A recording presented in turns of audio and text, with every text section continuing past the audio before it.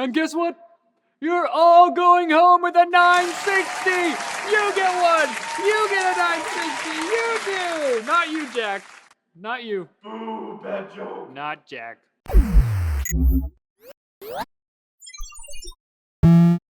With a light activation and silent tactile bump, Toper Type Heaven keyboards bring the best of both worlds. Okay, so we're not Oprah, and we're not actually giving away any of these cards, sorry. But pretty soon, everyone might actually have their very own GTX 960. According to the latest Steam hardware surveys, the two most popular video cards are the GTX 660 and the 760. Now with the GTX 960 and all of its Maxwell goodness, it's on track to become the most popular video card and become the king of sweet spot gaming cards. But which one should you choose? Well, NCIX Anthony has done all the dirty work for you and neatly classified them for your convenience. We've got the ASUS Strix over here, EVGA super clocked with its ACX 2.0 cooler, Gigabyte G1 Gaming 960, and the MSI Gaming Twin Frozer editions. All 4 cards feature a higher base clock than the reference model, a much higher boost clock, and custom PCBs to perfectly complement their coolers. Every card now features 1 HDMI, 1 DVI, and 3 display ports. Finally, every card except for the Gigabyte has a 0 RPM fan profile by default, where the fans stay off while the card is idle or under low loads. You can set a custom fan profile for the Gigabyte, but it spins so slowly on idle that it's pretty much already silent anyways. First up, the ASUS Strix 960. It's the shortest one here at 225 millimeters in length, but makes up for it with a beautiful owl-inspired cooler, and it even has a metal backplate. It uses just one 6-pin power connector, and like all of the other cards in the Strix lineup, is designed to be very efficient. With a base clock of 1,228 megahertz, the card goes up to a maximum boost of 1,304 megahertz.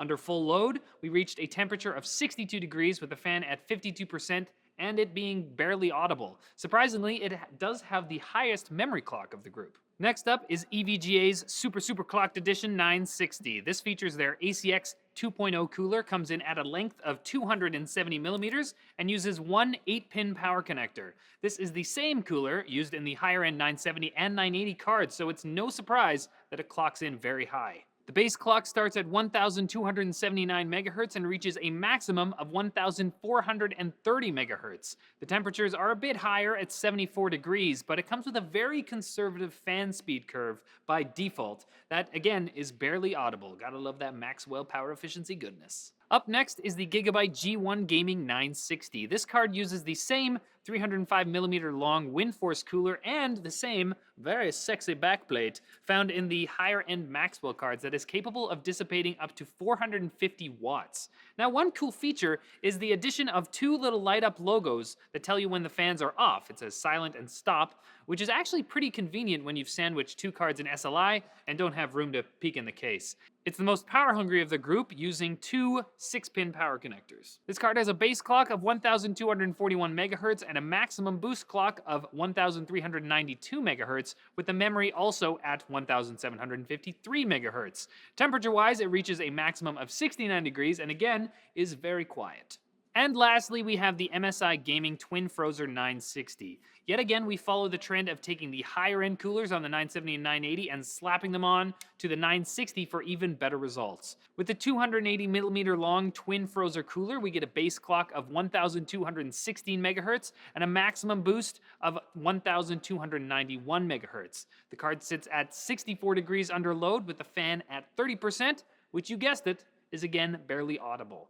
Like the EVGA, it also uses one 8-pin connector. But these are stock speeds we're talking about, and stock speeds they're alright, but they're boring. Anthony lives his life 1 gigahertz at a time, so we overclocked them all as well, using MSI Afterburner, power limit increased to maximum, stock voltage, and with the fans cranked to 100%.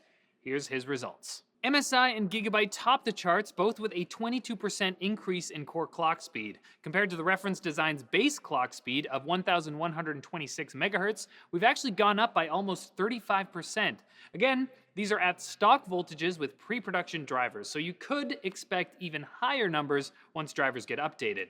All of the cards themselves actually stayed below 70 degrees, which makes them very easy to cool while staying quiet. And there you have it. If you'd like to see how the GTX 960 performs in games, click here or in the description below for our more in-depth guide featuring the ASUS Strix 960 and our NCIX PC sweet spot configuration. That's what it's called. Thanks for watching this video, guys. Let us know in the comments whether you'll be upgrading to a GTX 960, and if so, which brand you want to go with. And as always, don't forget to like and subscribe if you'd like to see more videos like this from NCIX.